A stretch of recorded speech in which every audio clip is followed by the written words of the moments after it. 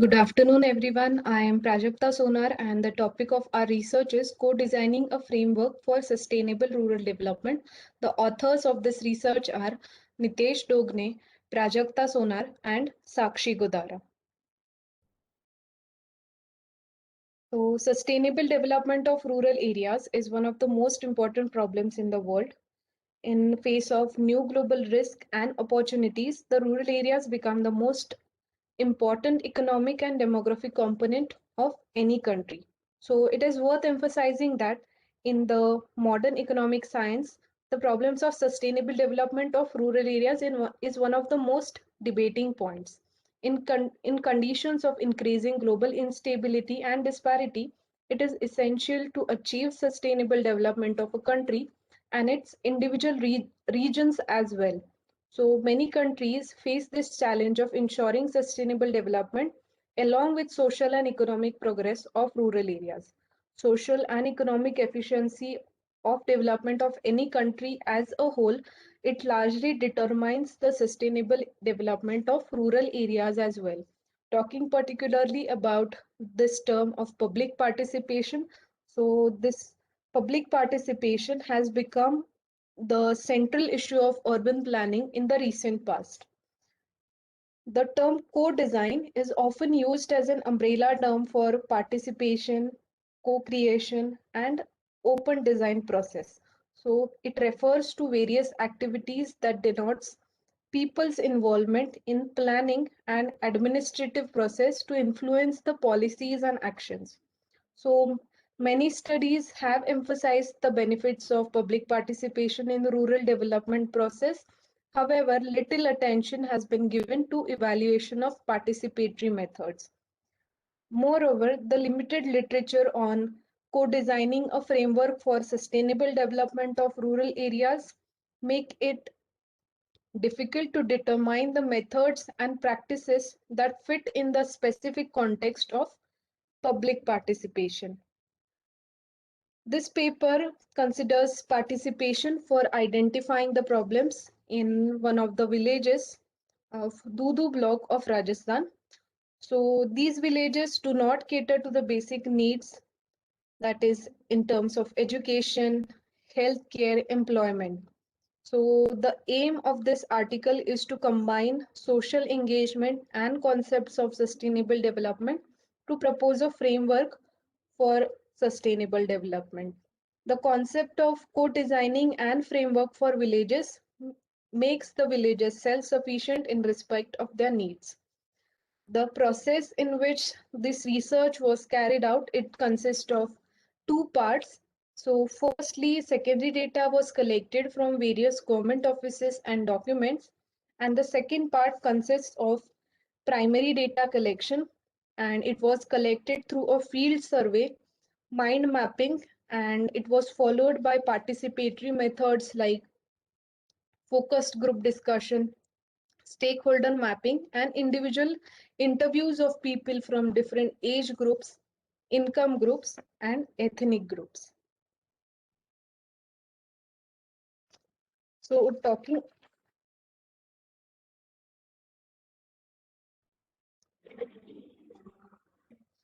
talking about the current stage of socio-economic development of rural areas of Jaipur, it is characterized by low level of life of rural residents, reduction of manpower, lack of qualified personnel, and it do not contribute to the sustainable development.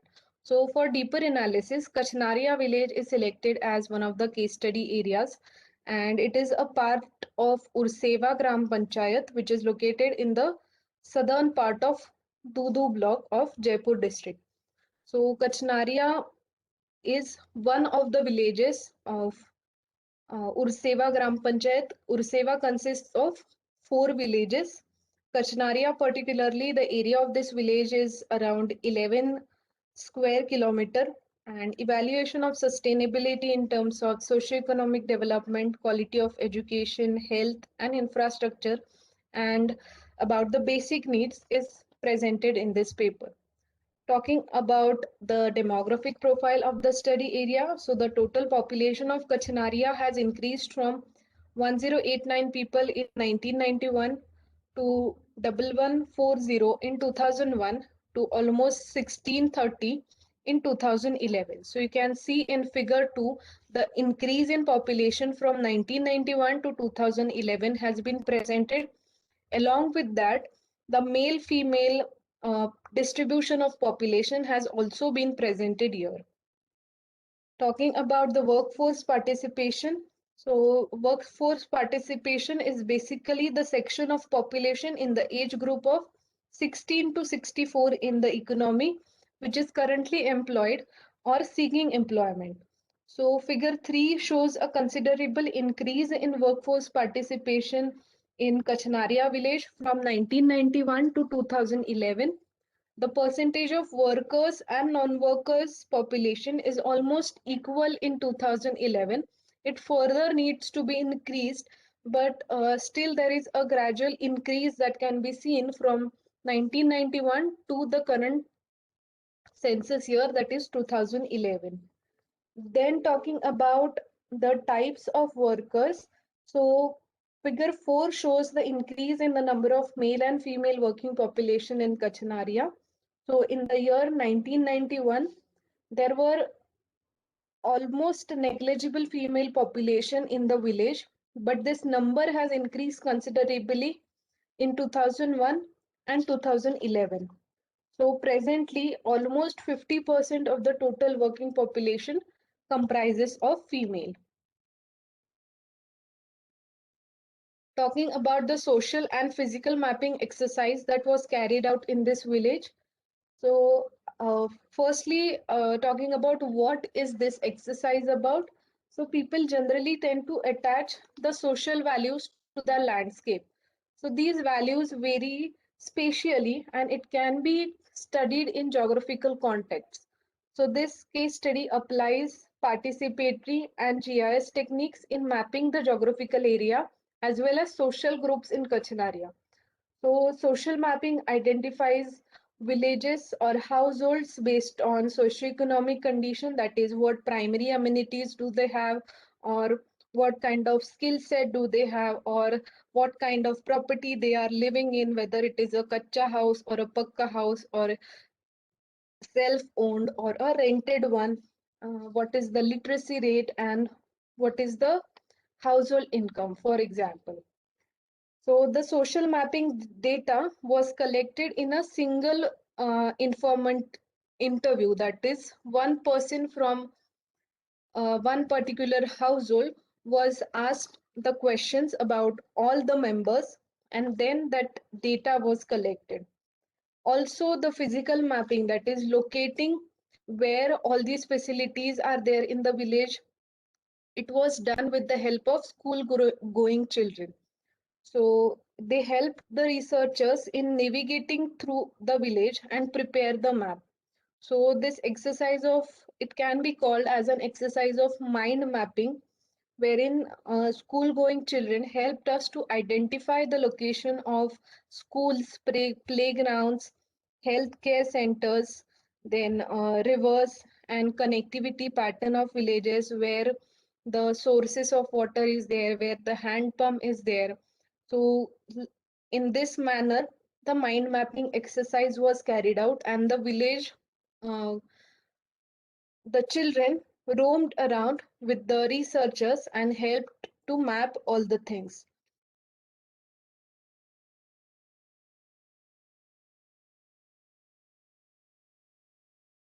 Also, they're talking about the social mapping. There was some communities that were staying outside the Abadi area of the village. So since there is a very strict caste barriers or this distinction between uh, which caste people should stay where or with whom they should interact. Because of this, there was some areas away from the villages. It was connected by road, but that area you can see in the northern part, northeastern part, which is called as Bhilo Ki Dhani. So these people of Bhil caste used to stay there away from the villages. They had access to road, they had their access to water, and hand pump and a small school which is different for the Bhil population, and another school that is different for all the children that were staying in the village. So such kind of uh, social equations were also mapped.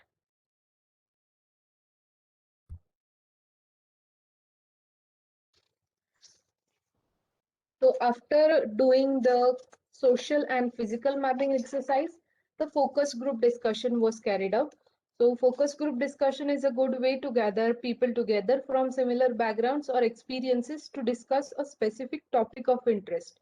So focused group discussion is often used as a qualitative approach to gain an in-depth understanding of the social issue, and this method aims to obtain data from purposely selected group of individuals rather than from a statistical representative sample of a broader population. So in this case, in case of our study area, the focus group discussion techniques are used as step one to the process of co-designing for collecting the information regarding social issues in the villages from different age groups, genders, and communities. The responses received from the villagers are listed here in this slide. So you can see there was a distinction of how the data was collected. That is, responses were asked from adolescent boys and adolescent girls, then young men and young women, and elderly men and elderly women as well. So, talking particularly about adolescent boys, they responded that there is a lack of basic infrastructure in their schools. There is no provision of digital infrastructure, coaching facility. There is a lack of quality education, and the dropout rates is around 35% because since the economic condition of their parents, their households is not good, so they are made to work due to bad financial condition. Talking about adolescent girls, their problems were completely different than those of boys. So in case of girls, there is high dropout rate due to early marriage age. The average age of marriage in Kachanaria is 10 years. Then since there is no toilet facilities in the villages, the girls have to go out for open defecation, and it is a problematic situation for them. Then there is lack of connectivity in terms of traveling to other areas because there is no senior secondary school in the village. Then when young men were asked about their problems, they responded that there is lack of employment opportunities in the nearby areas, and mobility during the monsoon is a severely affected due to the connectivity is by kacha roads only. Also, there is frequent power failures because of which it affects the agriculture and irrigation. Talking about young women, so young women responded that the village do not have basic healthcare facilities. Around 65% of women suffer from anemia around the year because of low nutritious food, lack of good medical services whenever required. It is severely affecting the health of women. So around 90% of the female are illiterate. Also, only one hand pump is operational, and it is very difficult to meet the needs of everyone with only one working hand pump. When elderly women were asked about their problems, they also responded that there is lack of basic healthcare facilities. Talking about the elderly men, they said that they are not able to avail the basic benefits of government schemes due to illiteracy and lack of knowledge. So this exercise helped us to list down various issues related to social problems in terms of education, infrastructure, healthcare, and employment, and it helps us to identify the problems and work out the solutions in detail.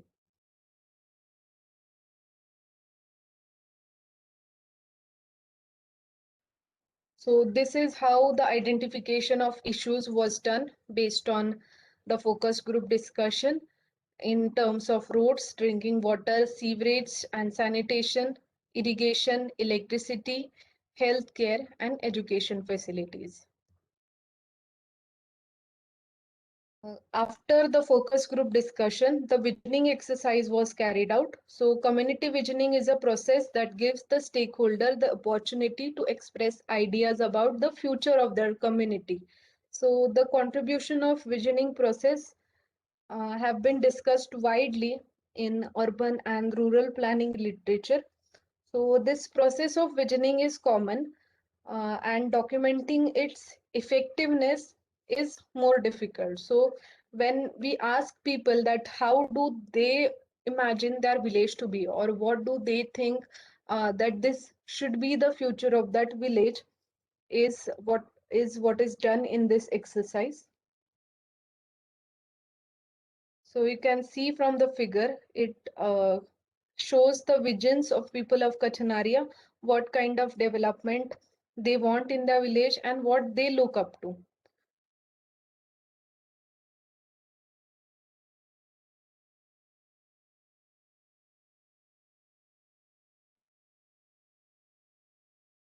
So this visioning exercise also, unlike the focus group discussion, answers about the vision were taken uh, from men and women differently, also in terms of age groups, in terms of social groups. uh, all the responses were recorded. So, for example, there is this boy who is saying that education systems and roads should be improved. Or there is a young man who is saying that smart village without losing its inherent values is what he envisions his village to look like. There is a young woman who says that she envisions this village to provide quality education for her children. So, such kind of responses and were taken. Also, responses from the officials were taken. So, officials like the Pradhan of this village, the block development officer, and Sarpanch of this village were taken. So even they responded that Kachnaria is the most backward village in Dudu block, and it consists more of SC/ST population, and hence it is possible to utilize various schemes that are being provided by the government for the upliftment of these people and to improve the living conditions by improving the road networks and infrastructure and basic amenities. This village can have a better future. Finally, talking about the framework for sustainable rural development. So, sustainable development of rural areas, or particularly for Kachanaria, uh, it will promote a quick growth in agricultural economy, and it will enhance the local environment, the level and quality of living for the population by provision of social and physical infrastructure. So its importance is its need has been identified through people, and for this purpose a conceptual framework for sustainable development has been developed, and this framework is an interconnected system which comprises of goals and factors that influence the sustainability of rural areas and thus the community. So the framework lays importance of on identifying the baseline situation with the help of four types of mapping. So physical mapping, social mapping, economic mapping, and poverty mapping. So the information required in order to map these aspects, collect data regarding this aspect, is done by a whole or sole participatory process. Thus, it can be stated that this framework of sustainable rural development is prepared with the help of all the stakeholders from different age groups, social classes, communities, and roles, and thus it is an outcome of co-designed process. So the framework lays emphasis on stage one, which is about collecting the baseline information about baseline situation.